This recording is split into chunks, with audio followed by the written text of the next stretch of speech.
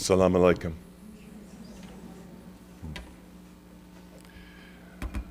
I like this greeting very much because it reminds us what is important, that peace is important.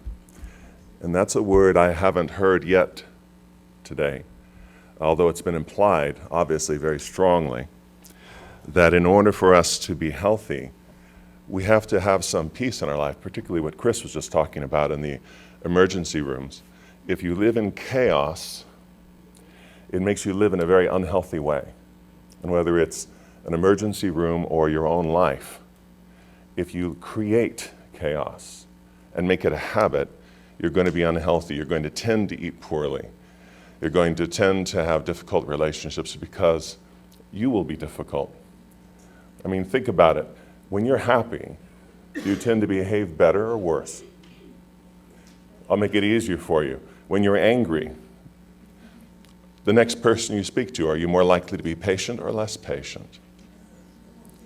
Yes, it's obvious, isn't it? Yeah. Happiness is really the subject of our lifetime, yet we rarely discuss it. Right now we're experiencing two trends. Internationally, we're experiencing two trends. One is the explosion of information technology. You all know this, you have some of the results in your pocket. Your smartphone, we didn't even have smartphones 10 years ago. We had cell phones, we didn't have smartphones. What is possible now is extraordinary. What will be possible 10 years from now? More extraordinary. But the other trend that's happening is the decline in happiness worldwide. Did you know that? Now there are some statistics that debate this, but if you look at the use of emotional medication, it's undeniable. The amount of people who live on emotional medications is skyrocketing in this country, in my country, across the world. Anxiety, depression, sleep issues, rage are going through the roof. It's interesting, isn't it? In this time of the technological revolution, we don't seem to be responding to it that well. I think there's a connection between the two, a very strong connection, but this isn't the only reason that we are less happy. To talk about happiness, we have to define it. I mean, when was the last time someone asked you to do that? When was the last time someone came up to you at a social gathering and said, "My name is Max, nice to meet you"? How would you define happiness? You see, it's funny. But why is it funny? Why don't we talk about it? Do you want your children to be happy? Is it funny when you think about your children? It's not. You would do anything to make your children happy. Too much, perhaps. This is part of the problem. But we can't even talk about it. Let me give you an example. I was at a social gathering. It was mostly teachers who were women, and they dragged their husbands along to the social gathering. This was in the United States. It was very funny. Because I'm tall and have broad shoulders, people, men especially, assume that I love sports. And one bored husband saw me from across the room, and he hated being there. It was all about health. So he saw me, and he made a straight line toward me. I can talk to him about American football.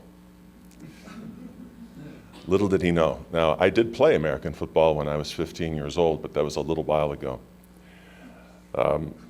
So he came up to me and he started talking about his favorite team, the New England Patriots. Now, the conversation really wasn't a conversation. He monologued to me, and I listened for about 20 minutes. But what I was thinking the entire time was, it's extraordinary the knowledge base he has about this team of people he will never meet. A group of men he will never meet who don't know his name. And he has encyclopedic knowledge about their statistics, who's injured, Hall of Fame, everything, who they're married to, who they're divorced from, who has an alcohol problem. He knew all of this. I doubt he knew a tenth of it about his own friends. You see what I mean? So I changed the subject. I said, "May I change the subject just for a second?" And he said, "Okay." He was disappointed. How would you define happiness other than the New England Patriots? And he just stared at me. I think first he thought I was, teasing him. But when he realized I wasn't, he talked like a 12-year-old. There was a lot of, he didn't know what to say. That's interesting. Really the most important subject of a person's life, what makes you happy, what fulfills you, and you don't know what to say because we never talk about it. We talk about success. We talk about pleasure, delightful things. But we're missing one thing in our conversation, and I think this is why so many of us don't find happiness and are medicating themselves now, is because we don't find meaning. Meaning is what makes us want to get up in the morning. Now, some of us find meaning with our family, children. We look at our children, we raise them, it gives us meaning. But outside the house, what gives you meaning? Male or female, what gives you meaning? Is it fame? Are famous people more happy? Have you read any of the papers lately? The incidence of divorce, of addiction among famous people is probably 90%. What about wealthy people? If you think wealthier people are the happiest people in the world, you haven't spent a lot of time with wealthy people. Sometimes also, the people who are the wealthiest in the room are also the most medicated in the room. So we know now, but we actually have statistics about this. I'm not going to present any. I'm just going to talk to you. We know that fame and wealth do not create happiness.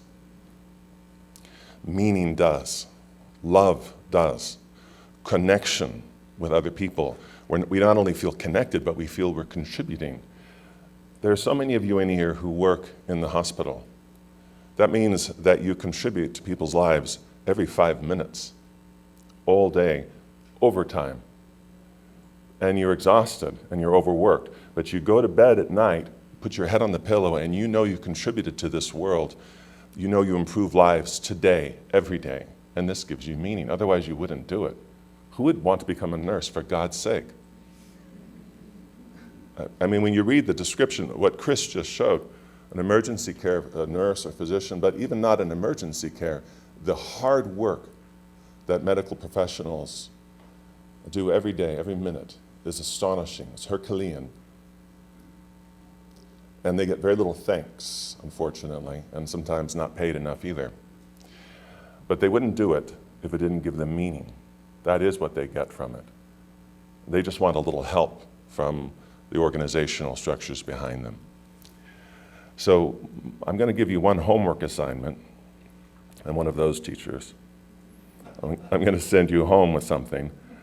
I would like you to ask yourself what gives you meaning. And if you haven't found it yet, make that your number one life project, because this is your life. No one's going to do that for you. No company is going to do it for you, and nobody's going to create an app for this. If they could, they would have already. Now, your definition of happiness will change throughout your life. Have you noticed that? When I was 5 years old, it was very important to me to become a pirate. You know, eye patch, sword. Well, now it's slightly less important. So what that means is, through the context of my life, what is important has changed dramatically. But I would say it's even changed dramatically in the last 5 years. So this homework assignment I just gave you, you will need to do, I would say, every 5 years or so. What gives you meaning? And talk with your family about it as well. Ask them what gives them meaning. You might not yet know. It might just improve the relationship. What gives you meaning? Ask your children. Sometimes children can surprise us with their profound answers to questions like this. We might even find more of our own meaning by listening carefully to what's important to a child.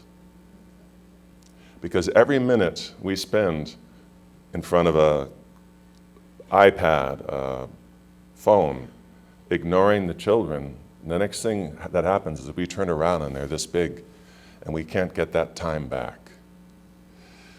Meaning is everything. Ask any healthcare professional. Now, regarding information technology, we seem to be living like we behave as if technology is going to transform the quality of our personal life. Our personal life. But you have the smartphone. I've been hearing them ringing. I know you have one. Has it improved your relationships? Now, I'm not asking you if you can contact people more easily. Obviously, you can. But has it deepened your relationships with your friends, colleagues, family, children? Improved the relationship? Does your teenager communicate better? Can you reach your teenager on the phone? Do they answer your text messages? I believe there is no app for happiness. And clearly, I'm not anti-technology. I love my GPS. I have a GPS in my car. It's extraordinary. I use it every time I go somewhere. And that GPS will lead me through the city. It will not lead me through my life. It has no idea what to do. I have to make the decisions on where the next turn of my life is. Now, in biomedicine, we're making tremendous strides, and I'm sure this community especially doesn't need to be told, but we're starting to grow organs now, grow human organs, and now if I were to fall over with a heart attack and one of you doctors said he needs a heart transplant right now, you'd have to find a motorcycle rider, yeah? Because unfortunately, often that's where we get the hearts from, isn't it? In a few years, some say 10, some say 20, they'll be able to grow a new heart for me out of my own cells and replace my heart. I think that's fantastic. I might actually experience that in my lifetime, perhaps. So my heart will be able to be replaced through the new technology. This is excellent use of technology. But will this technology replace a broken heart? You see the difference? Are we going to hear new songs, country western songs that say, "She broke my heart, so they printed me a new one"? Yeah. You see the difference? Technology will serve us in so many ways, but ultimately we are still human beings. Ultimately, we still need to find out what gives us meaning and how we can better connect to each other. And it is not through the blue screen in your hand. It really isn't. The blue screens, the phones, the smartphones are so prevalent now that if this was going to deepen your level of happiness, it would have already have happened. But remember, statistics show different. So we, I think, are using it almost as a form of distraction from our own life. So why aren't we happy? Well, I mentioned one thing already. We're not educated. Did your parents mentor you in happiness? Were you mentored in school? I mean, were you taught about it? Or was it all about how to be successful? How to go to the best school, get good grades, get a good job perhaps, get a good position in the government? This is success-based. And the promise is if you're successful, then you're going to be happy. But we know it's not true. But we keep doing it anyway. But we know it's not true. So what if we mentored our children on happiness? What if we mentored in school happiness? We were just talking about the school not educating on us on diet, on healthcare practices. We could start with even happiness, meaning. So another reason besides lack of education is we are starving for intimacy. And when I say intimacy, I'm not referring to man-woman intimacy. I'm referring to closeness of friendship, association.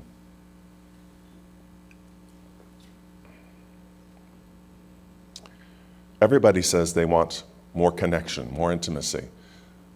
And we say that as we're on our phone. Now, I don't usually make comments to strangers, but I did the other day, and I think it was perhaps rude. But I was at a restaurant by myself. Because I travel so often, I'm usually in a restaurant by myself. And sitting near me were a group of women. They were all in their 30s, 40s. This was in America. And they were all had a phone in their hand. And while they were looking at their phone, they were talking about the trouble finding a good man, a good man to marry. And they just went on and on about it, and I'm sitting eating my lunch saying nothing. And at some point I couldn't take it anymore. Because they were all looking at their phones. So I said, may I say something? I don't mean to be rude at all, but I couldn't help but overhear your conversation. If the man of your dreams, I mean the man of your dreams, were sitting in that chair over there with a bouquet of flowers wanting to speak with you, you would never see him. You're not going to meet the man of your dreams because you're staring at your phone. Let's just start there. Lift your face up and look through the room. You're not going to find him in there. Yeah. This evidently was news to them. So what I suggest we do is a cost-benefit analysis. Now in business, this is a common term. You all know what a cost-benefit analysis is, yeah? Where you decide if you're going to do a project or a business project or a startup. You create a sheet and you put the costs, you put the benefits, usually in monetary terms. But what we've left off of these spreadsheets is what are the costs to your health and your happiness? What if those were on the spreadsheet? You think, well, why would they be? And I would say, why wouldn't they be? Because if you create a company or a business or take a job that's going to destroy you, it would be good to know that in advance. I had some students who brought this up to me when I was lecturing. I asked for questions, and a lady said, you know, you were talking about me. I felt you were talking about me the whole time because my husband found a house for us. It was our dream house that we talked about. We couldn't really afford it. It was too expensive for us. And I said, we can't afford this. He said, come and see it. He was so excited. So we went and saw the house, and it was our dream house. And he said, you know, if I work a little harder, a few more hours a week, if we cut down, you know, spend less, we can do it, we can do it. He was so passionate, so they did it. She said it almost destroyed us. He started working 70 hours a week. Because he worked 70 hours a week, he stopped working out. Because he stopped working out, he didn't sleep well. The stress went up. Because he didn't sleep well, he started grinding his teeth at night. In the morning, he was exhausted, so he drank a lot of coffee and started eating sugar so that he could function. And this just spirals down until he was far overweight. He was unpleasant to be around, and he was totally exhausted all the time. But they had their dream house. She said, it almost destroyed our marriage. I almost divorced him. I begged him to sell the house. Finally, we did. We bought a small house, and it was as if he went back in time 15 years. He became healthy again, happy again, the person I married. If they had done a cost-benefit analysis, which included how much time will you spend away from your children? Will you even see them grow up? Yeah. How much time will you be able to spend with the love of your life? And how will it affect your health? Yeah. They would have come to a different conclusion. Now, yesterday I lectured a little bit on sustainability programs. And sometimes when people hear those words, they go like this. Talking about health and sustainability is a cure for sleep problems, I think. People can fall asleep just fine. But a sustainability program for yourself, I think, is basically what we are heading toward as a species. I think the human race really is starting to experience an entire paradigm shift. I've never spoken about this before. I really feel it, especially this morning listening to these gentlemen speak, that when you look at what they were saying, all of them, it's becoming a different kind of human being. It's reprioritizing how we live our life and why. We're still living like hundreds of years ago. We have technology of the 21st century, but we behave like it's the 1400s. The priorities have barely changed. Where we have to tell companies, you know what? It's a good idea to be nice to people. Things your mother taught you. Yeah? We should take care of people. We shouldn't burn them out on purpose. We shouldn't feed people things that will end their life 30 years early. We should create products that help people. Yeah? It seems like a 5-year-old could understand this. But these are the battles we're waging, but now it's happening. Starting this year, last year, it's happening worldwide, where wellness programs and wellness ideas and personal wellness programs are starting to happen, and in particular with women. Women are leading the way, no question. My 2 books, both self-help books, purchased 85% by women. 85%, and not just mine. This is the norm for self-help books. 85% purchased by women. So women are leading the way. Now, I only have a couple of minutes left. So I want to mention that a practice that you can do every day that will help you so much, and sounds so bizarre when I say it, perhaps, is learning to do breathing exercises. I was doing them just now before I came up, so I could speak clearly. Anything that makes you tense, you can make yourself de-stress in 10 minutes doing simple breathing patterns. I know you may never have done it before, it might sound odd, but I teach it to people not only who are extremely open-minded, but I'm asked to teach this in corporations, the people who are the least likely to do it. So I'm led sometimes to the penthouse office, and there are the 12 executives and the CEO of a multi-billion-dollar corporation with the attitude of, prove it. Prove it. You can see it on their face. And I have to be able to say to them, I'm going to make you feel better in 10 minutes. And they go, Stand up, I ask. They stand up, and I lead them through a 10, sometimes 15-minute session of breathing exercises, and they sit down and they're in. Okay, we feel better. What else? What else do you have, So I'm going to talk about that this afternoon. I'll go more into it. But it's once you learn how to do breathing patterns, it's free. Yeah. You can do it dressed as you are. You don't have to go to a special place. Just find a place where you can take your arms out and people won't tease you. People take cigarette breaks, don't they? 6 minutes. Those of you who don't smoke, haven't you been jealous of that? Excuse me, I smoke cigarettes. I'm going to leave for 6 minutes and go outside while you keep working.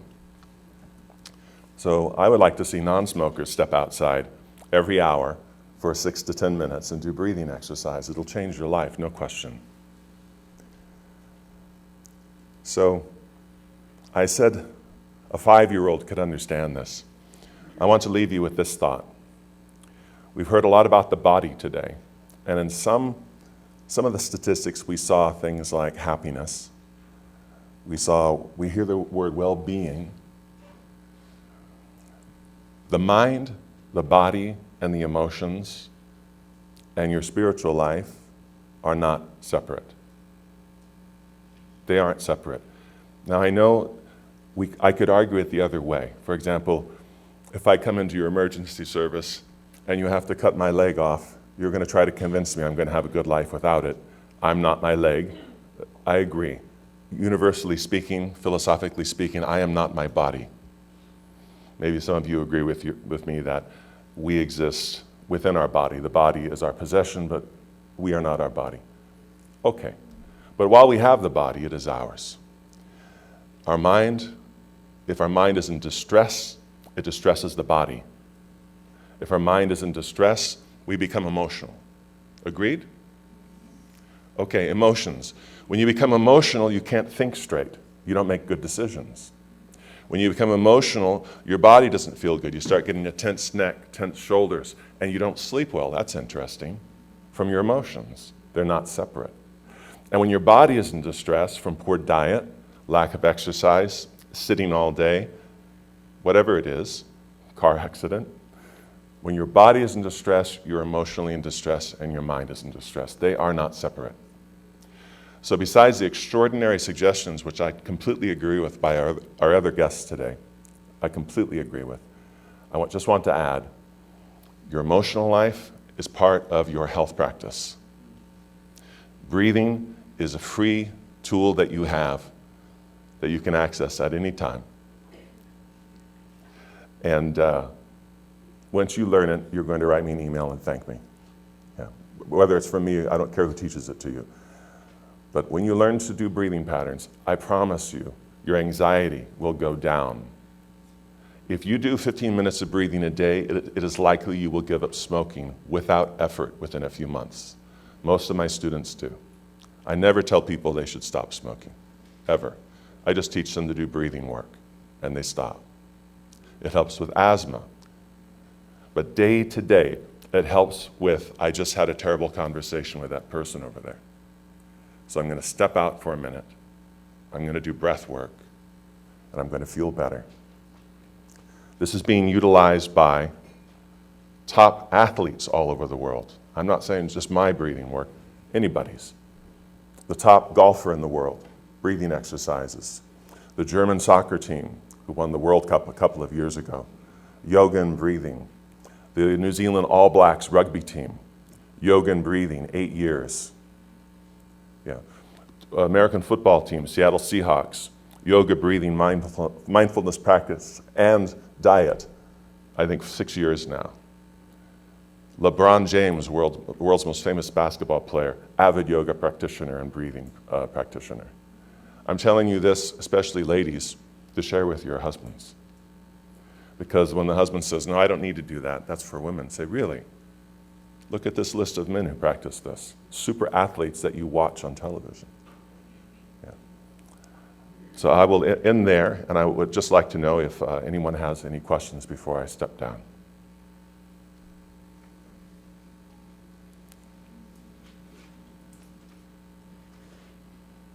Excellent. Thank you so much for the honor of being here. It's my joy.